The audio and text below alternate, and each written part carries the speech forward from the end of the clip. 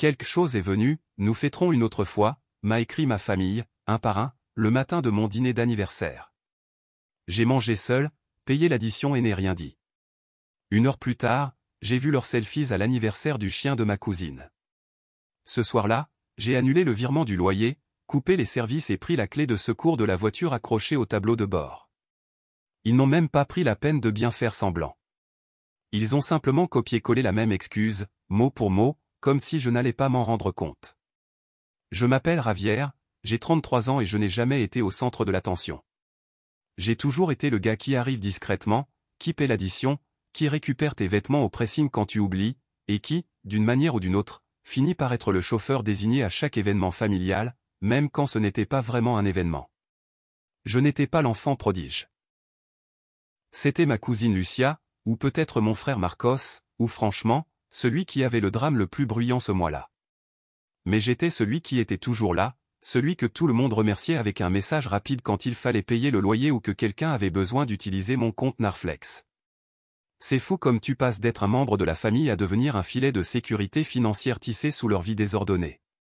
Tu ne le remarques pas au début. Tu penses juste, bon, il traverse une mauvaise passe, et tu aides parce que c'est ce que fait une famille. Mais ensuite, ton anniversaire arrive, et soudain, tout le monde a des plans, sauf avec toi. Tout a commencé 2 semaines plus tôt, quand j'ai envoyé un message dans le chat familial. Je pense organiser un dîner d'anniversaire, rien d'extraordinaire, juste une table au restaurant Étoile vendredi prochain. Dites-moi si vous pouvez venir. Je me suis même proposé de payer l'addition. Ça n'a surpris personne. Je payais toujours l'addition. Ils avaient cessé de sortir leur portefeuille il y a des années. Les réponses sont arrivées lentement. Principalement des émojis de pouce levé ou le classique « j'essaierai de venir » de ma mère, qui était en réalité un code pour « je ne viendrai pas, mais je ne veux pas en discuter maintenant ». Le jour du dîner, je n'avais que 2 confirmations, ma tante Carmen et son mari Miguel. Et encore, Carmen avait envoyé un message la veille au soir, « si la goutte de Miguel ne le dérange pas à nouveau, on se verra demain, chérie ». J'aurais dû voir venir le coup. Mais comme un idiot, je me suis quand même préparé. J'ai repassé ma plus belle chemise, réservé une grande table, dit à l'hôtesse que nous serions au moins 10, peut-être plus. Elle m'a souri poliment et m'a installé près de la fenêtre avec assez de couverts pour suggérer de l'optimisme. À 18h précises, j'étais assis seul, buvant de l'eau. À 18h15, le premier message est arrivé. C'était de mon frère. Et, mec, un imprévu. On fêtera un autre jour. Je l'ai lu une fois, puis une autre. Quelque chose dans ce message semblait étrangement impersonnel, sans explication, sans excuse, sans réel effort. 5 minutes plus tard, le message de ma mère est arrivé. Exactement le même texte, même ponctuation. Un imprévu. On fêtera un autre jour. Puis mon oncle, puis ma cousine, un par un, comme si c'était coordonné. Je suis resté là, à fixer mon téléphone, regardant cette chaîne d'indifférence se dérouler comme une ligne de production paresseuse. Je suis resté. J'ai commandé un plat de pâtes dont je n'avais même pas envie. J'ai dit au serveur que j'attendrais encore un peu, au cas où quelqu'un se pointerait. Personne n'est venu. J'ai payé l'addition, laissé un bon pourboire et quitté le restaurant avec un sac plastique de reste et cette sorte de colère silencieuse qui ne bout pas, qui gèle, qui fige tout, engourdi. Le parking était presque vide. Je me suis assis dans la voiture, moteur allumé, faisant défiler mon téléphone sans réfléchir. Et c'est là que je l'ai vu, l'histoire Instagram de ma cousine Lucia. Un boomerang d'elle mettant un chapeau de fête sur son bulldog français, Lolo. Légende, joyeux jour d'aboiement, Lolo. Ils étaient tous là. Ma mère, riant avec un morceau de gâteau à la main. Mon frère Marcos, aidant à attacher un ruban au collier du chien. Ma tante, levant une coupe de champagne. Les mêmes personnes qui avaient dit qu'un imprévu était survenu. Ils étaient tous là pour un chien. Je ne sais pas combien de temps je suis resté assis là. À un moment, mes mains ont bougé toutes seules. J'ai ouvert mon application bancaire, allé dans les paiements programmés. Le loyer de l'appartement de ma mère, le plan de remboursement du prêt temporaire de mon frère, le virement automatique pour la facture de téléphone de ma tante, celle que je payais depuis que son compte avait été piraté et qu'elle avait dû annuler ses cartes. J'ai tout annulé. Puis j'ai ouvert le panneau de contrôle des services, gaz, électricité, eau. Je ne les ai pas coupés immédiatement, mais le lendemain matin, ils se réveilleraient dans le silence, et ce n'était pas le genre de silence paisible. Enfin, j'ai pris la clé de secours de la voiture sur l'anneau accroché au tableau de bord. C'était celle de l'Audi d'occasion de Marcos, celle que j'avais co-signée parce qu'il essayait de se relever. Je l'ai glissée dans la poche de ma veste et je suis rentré chez moi, phares éteints. Les rues étaient sombres et calmes. Je n'ai envoyé aucun message, je n'ai rien commenté, je n'ai pas écrit de rage dans le chat familial, je n'ai pas demandé pourquoi. J'ai laissé le silence s'installer, je les ai laissés se poser la question. Le lendemain matin, mon téléphone a commencé à vibrer. D'abord ma mère, puis Marcos, puis Lucia. Tout s'appelait. Je n'ai pas répondu. Le groupe WhatsApp a explosé avec des messages comme « Y a un problème avec les services ?»« Ravière, tu es réveillé ?» La banque a merdé avec le paiement automatique. Et puis mon préféré, de mon frère, « Mec, qu'est-ce qui se passe ?» La fête de Lolo, c'était un peu improvisé. Tu exagères, non? Exagéré. Ce mot m'est resté en travers de la gorge.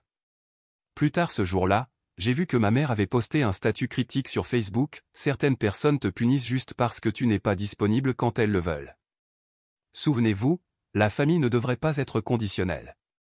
Ça a eu 4 likes et un commentaire passif-agressif de Carmen, peut-être que s'il l'avait apprécié, il décrocherait encore son téléphone.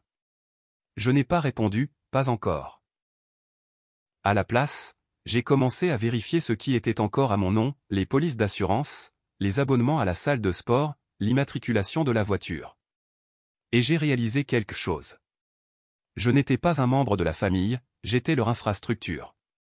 Une infrastructure ambulante, parlante, qui payait les loyers, couvrait les services, et qui était sur le point de disparaître. Ce soir-là, mon téléphone s'est rallumé. Cette fois, ce n'était pas juste des appels et des messages, c'étaient des messages vocaux, longs, incohérents, certains en colère, d'autres suppliants. Mon frère en a laissé un qui commençait par « Écoute, mec », et qui s'est transformé en un discours culpabilisant sur comment j'avais toujours utilisé l'argent pour contrôler la famille, comme si être responsable faisait de moi le méchant. Ma mère a laissé 2 messages. Le premier était doux, mielleux, « Ravière, chérie, ce n'est pas toi, ça. On t'aime tous. S'il te plaît, ne fais pas ça. Appelle-moi, juste appelle-moi. » Le second, 2 heures plus tard, avait un ton différent, « Je ne sais pas quel genre de rancune tu gardes, mais punir ta propre mère, c'est bas, même pour toi. » Bas pour moi. Je n'ai pas répondu. Je ne pouvais pas. Pas encore. J'avais besoin de temps pour digérer, pour ne pas réagir sous le coup de l'émotion, parce que pour une fois, je ne voulais pas simplement couper le fil, je voulais l'exposer, chaque fil tordu qu'il m'avait attaché au fil des ans, chaque faveur bidon, chaque urgence fabriquée. Et peut-être, juste peut-être, je voulais qu'ils restent dans le noir assez longtemps pour réaliser combien d'énergie je leur avais donné et à quel point ils ne l'avaient pas mérité. J'ai donc fait une liste. J'ai commencé par les bases. Le forfait téléphonique était à mon nom. Je l'ai résilié. Je ne les ai même pas prévenus. J'ai juste accédé au compte, supprimé les utilisateurs, et vu l'email de confirmation arriver. J'ai imaginé ma cousine Lucia rafraîchissant Instagram depuis le parc avec Lolo et perdant soudainement le signal. Mon oncle criant au téléphone avant de réaliser qu'il ne fonctionnait plus. Mon frère, probablement en train de blâmer l'opérateur. Classique Marcos. Ensuite, la voiture. Je ne l'ai pas reprise tout de suite. Je l'ai laissé la conduire quelques jours, le temps qu'il pense que tout était normal. Puis, le samedi soir, je me suis garé une rue plus loin. J'ai marché jusqu'à son entrée et j'ai pris la voiture calmement. La clé de secours fonctionnait encore. Elle n'était même pas verrouillée. J'ai laissé un post-it sur le pare-brise de sa deuxième voiture, celle qu'il n'utilise jamais parce qu'un feu arrière est cassé, puisque je ne suis qu'un portefeuille, considère ça comme une coupe budgétaire. Le lundi, la panique commençait à déborder du privé vers le spectacle public. Marcos a posté sur Facebook.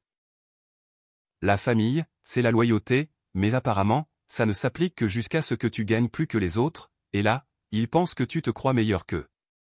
Bien sûr, il ne m'a pas tagué. Les lâches le font rarement. Mais les gens dans les commentaires savaient parfaitement de qui il parlait. Certains ont même liké le post. Sa copine a commenté, tu mérites mieux, amour. Mieux que quoi? Mieux qu'un frère qui a payé tes factures?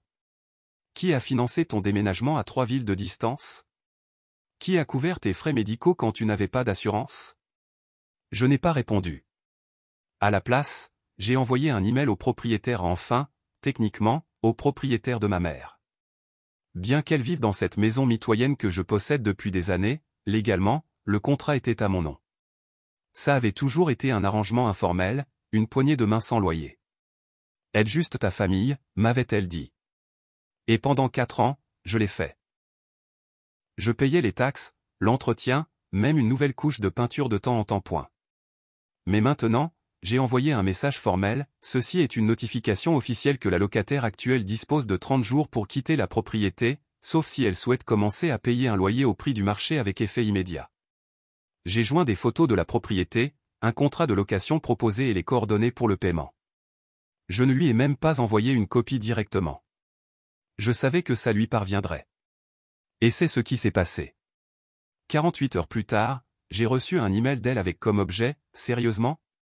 Oui, sérieusement. C'était comme mettre le doigt dans un nid de guêpe. Après des années à bourdonner autour de moi, convaincu que je ne me défendrais jamais, soudain, j'étais cruel, impitoyable, exagéré. Ma mère, mon frère, ma cousine, chacun avec sa propre version de la même histoire, essayant de retourner le récit, prétendant que je les abandonnais, que j'avais changé, que je les punissais pour une seule erreur. Une seule erreur. C'est drôle.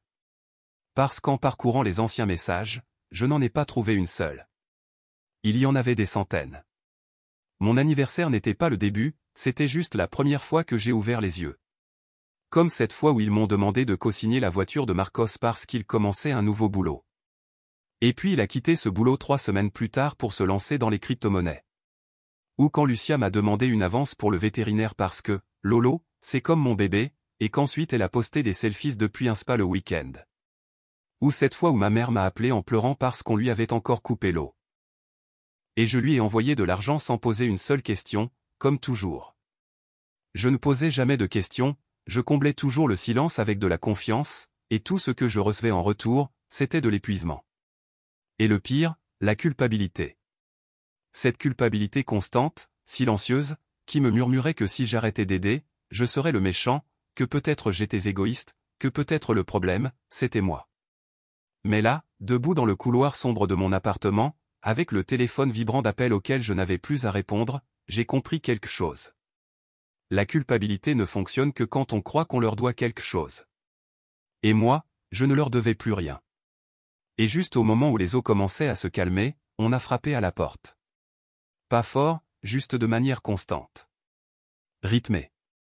J'ai ouvert. Marcos était là, sur le palier. Sa veste à moitié fermée, les yeux rouges, pas de pleurs, mais de stress. Il tenait son téléphone dans une main. Elle tremblait légèrement. « Tu as pris ma voiture » a-t-il dit. Sans salutation, sans excuse, juste ça. Je me suis appuyé contre le chambranle de la porte. Techniquement, c'est ma voiture, mais continue. Il m'a regardé, la mâchoire crispée. Ce n'est pas comme ça qu'on arrange les choses, mec. J'ai presque ri. Arranger les choses. Tu parles du moment où vous m'avez tous menti et laissé tomber le jour de mon anniversaire? Et ensuite, vous avez organisé une fête pour un chien. Ce n'était pas le plan, a-t-il dit. Lucia a dit que ça ne serait que quelques personnes. Épargne-moi ça. Je l'ai interrompu. Tu aurais pu appeler. Tu ne l'as pas fait. Tu aurais pu envoyer un vrai message. Tu ne l'as pas fait. Tu aurais pu te pointer au restaurant Estrella. Tu ne l'as pas fait. Mais maintenant, tu veux parler parce que le filon est épuisé. Il a tressailli. D'accord, a-t-il dit en se frottant le nez. Écoute, on a merdé, je sais. Mais tu n'as pas à tout brûler juste pour prouver quelque chose. Je l'ai fixé. Je n'ai pas à le faire, ai-je dit. Je veux le faire. Et j'ai fermé la porte. Mais je savais que ce n'était pas fini. Loin de là. Parce que maintenant, ils étaient désespérés, et les gens désespérés commencent à faire des choses qu'ils ne peuvent pas défaire. Le coup suivant n'est pas venu de Marcos, il est venu de ma mère. 3 jours après ce coup à la porte, une grosse enveloppe est arrivée dans ma boîte aux lettres, sans expéditeur, juste mon nom écrit d'une écriture très familière. À l'intérieur, une lettre manuscrite, 2 pages, et à la fin de la seconde, pliée avec une précision forcée, une photo usée. Moi, à 5 ou 6 ans, souriant devant un gâteau d'anniversaire. Ma mère derrière moi, les mains sur mes épaules, comme une carte postale parfaite. La lettre commençait par « Je ne sais pas quand tu es devenu si froid, Ravière, mais mon fils me manque. » Et elle continuait avec un récit détaillé de mon enfance. Combien elle avait sacrifié, comment elle travaillait de nuit pour m'acheter ce vélo, comment elle ne m'avait jamais rien demandé en retour, sauf de l'amour et de la compréhension. Elle écrivait sur la perte de papa trop tôt et sur combien il avait été difficile d'élever 2 garçons seuls. Et puis, comme toujours, le virage arrivait juste à temps. Tu semblais toujours comprendre, Javi. C'est ce qui te rendait spécial. Tu étais le fort. Tu ne te plaignais jamais, tu aidais toujours. Toujours. Cette partie m'a fait plus mal que je ne l'attendais, parce qu'elle avait raison. J'aidais, oui, mais pas par force, par obligation, par peur, par cette croyance tordue, enracinée, que si je ne portais pas leur fardeau, personne d'autre ne le ferait. Et pire encore, que peut-être je ne valais rien pour eux si je ne le faisais pas. La lettre se terminait par « J'espère que tu retrouveras le chemin de cette famille avant qu'il ne soit trop tard. Nous t'aimons encore. Même si tu as oublié comment nous aimer. » C'était une grenade de culpabilité enveloppée de nostalgie et nouée d'un ruban de martyr. Et pendant une seconde, juste une seconde, j'ai senti que ça fonctionnait. J'ai senti qu'il tirait à nouveau sur les vieilles ficelles. Puis j'ai regardé la photo à nouveau, et ce n'était pas celle dont je me souvenais, parce que dans ma mémoire, cet anniversaire s'était terminé avec moi en pleurs. Mon gâteau écrasé par terre, Marcos l'avait poussé de la table parce que j'avais reçu le plus gros cadeau. Et ma mère, elle m'avait grondé pour avoir fait une scène. Cette photo était la seule bonne partie de cette journée. Un instant figé avant que les cris ne commencent. Un moment transformé maintenant en arme pour me manipuler. Ce fut le point de bascule. Le lendemain matin, j'ai mis la photo et la lettre dans une boîte et je les ai laissées sur le porche de sa maison, sans les ouvrir, sans les déplier, sans mots, juste le silence. Le silence renvoyé à l'expéditeur. Et ce silence n'a pas duré longtemps, parce que la semaine suivante, ils ont monté d'un cran. Ils ont envoyé quelqu'un pour me parler. Enfin, plutôt pour me tendre une embuscade. C'était dans un café du quartier où j'allais le jeudi pendant ma pause déjeuner. Je n'avais pas changé ma routine, ce qui, avec le recul, était une erreur. Je buvais un americano et lisais un livre quand j'ai entendu une voix que je n'avais pas entendue depuis des années. Toujours à faire semblant d'être trop intelligent pour nous autres, hein? J'ai levé les yeux. C'était Vicente, mon oncle. Si vous avez déjà rencontré quelqu'un qui combine manches courtes et un sentiment de supériorité si épais qu'il devrait être accompagné d'un avertissement, vous savez de qui je parle. Vicente avait été mis à l'écart par la moitié de la famille pour avoir emprunté de l'argent qu'il n'avait jamais remboursé, mais d'une manière ou d'une autre, il parvenait toujours à revenir pendant les drames. Comme un vautour survolant une plaie fraîche. Il a tiré la chaise en face de moi sans demander la permission et s'est assis comme si nous étions de vieux amis en train de rattraper le temps perdu. Je leur ai dit de ne pas envoyer de lettres, a-t-il lancé. Je leur ai dit, Javi est un homme. On parle aux hommes face à face. Mais ta mère, tu sais, elle a le cœur tendre. Cette femme t'a élevé. Je n'ai pas répondu, je l'ai juste regardé. Calme, impassible. Il a pris mon silence pour une invitation à continuer. Écoute, je ne sais pas quelle crise tu traverses ou ce qu'on t'a dit pour que tu sois si, mais tu fais du mal à des gens qui t'aiment, petit. Ta mère est effondrée. Ton frère dort sur mon canapé. Tu vas vraiment continuer comme ça? J'ai cligné des yeux lentement. C'est la partie qu'ils t'ont dit de me dire, où le sermon de culpabilité était juste en bonus. Sa sourire s'est un peu estompé. Je suis venu parce que je tiens à toi, a-t-il dit. Mais si tu continues sur ce chemin, tu vas te retrouver très seul, Ravière. Ce n'est pas ce que fait une famille. Je me suis penché en avant. Non, ai-je dit. C'est exactement ce que fait ma famille. Ils prétendent que le silence est de l'amour. Ils prétendent que l'obligation est une connexion. Ils prétendent que la culpabilité est une monnaie. Il s'est reculé.